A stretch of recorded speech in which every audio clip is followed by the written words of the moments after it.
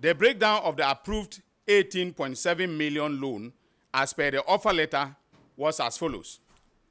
A, purchase of agricultural plant and machinery, working capital, and then grant staff costs and consultancy fees.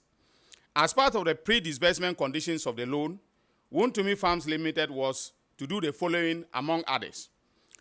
Execute an equitable mortgage over the land earmarked for the project, submit a valuation report on the land to be used as collateral, execute a lease agreement over the equipment, provide a letter of undertaking from off-takers to make payments in the joint names of Ghana Exim Bank and Wotomi Farms Limited, and then finally submit copies of the contract with the National Buffer Stock Company, under which Wotomi Farms was to supply the food items to Buffer Stock.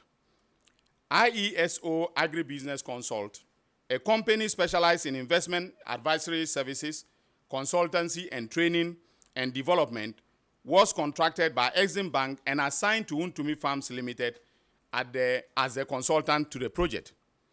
The key function of IESO Agribusiness Consult was to provide technical assistance to Wotomi Farms Limited. On February 14, 2018, EBAN Capital Limited, a company that specializes in financial technology services, cash management services, distribution of custom banking, and payment software packages, was also contracted by Exim Bank and assigned to Wotomi Farms to provide a platform that will facilitate staff salary payments, customization, integration, POS, terminals, and biometric cards for the farm hands that were to be employed by Wotomi Farms Limited. Wotomi Farms Limited was to provide EBAN Capital Limited with a database of all workers, from which EBAN Capital Limited was to integrate the workers on a payment platform. EBAN Capital Limited would then receive funds directly from Exim Bank for onward disbursement to workers, to the workers' wallets as salaries and allowances. Ladies and gentlemen, Wotomi Farms Limited failed to provide a database of farmers, of farm hands to EBAN Capital, as there were no farmers working on the land, no farm hands working on the land.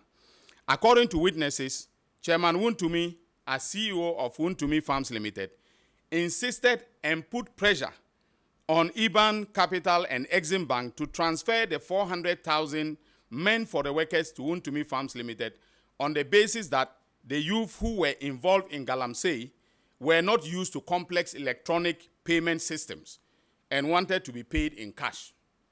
In order to execute the project, Wotomi Farms Limited had submitted a pro forma invoice to Exim Bank for the purchase of farm equipment, including tractors, combine harvesters, corn seeder machines, and Wellington boots.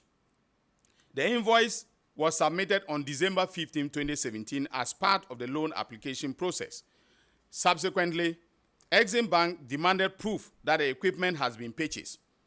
On March 18, 2018, Chairman Wotomi submitted a receipt from a company known as Kasama Enterprise for the purchase of the equipment in the sum of 4 million Ghana cedis.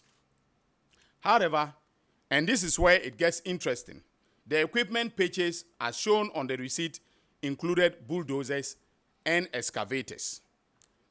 Our investigations established that Chairman Wotomi had approached Kasama Enterprise, an industrial equipment dealer, and obtained an invoice with a promise to return to purchase the said equipment.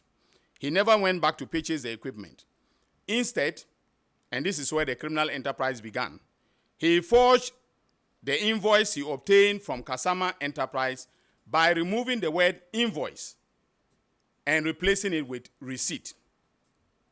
This forged receipt was then submitted to Exim Bank as proof that he had purchased the equipment after the disbursement of the loan facility.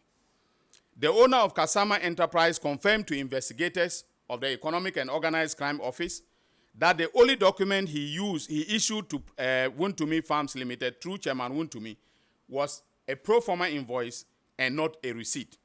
He stated that after he issued the invoice, he never heard from Chairman Wotomi again, despite repeated follow-up calls.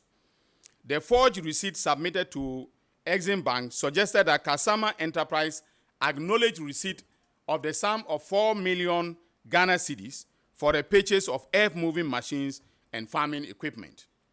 The so-called receipt had on it, and ladies and gentlemen of the press, this is what gave him away, 50 days to supply and 1 year guarantee and service.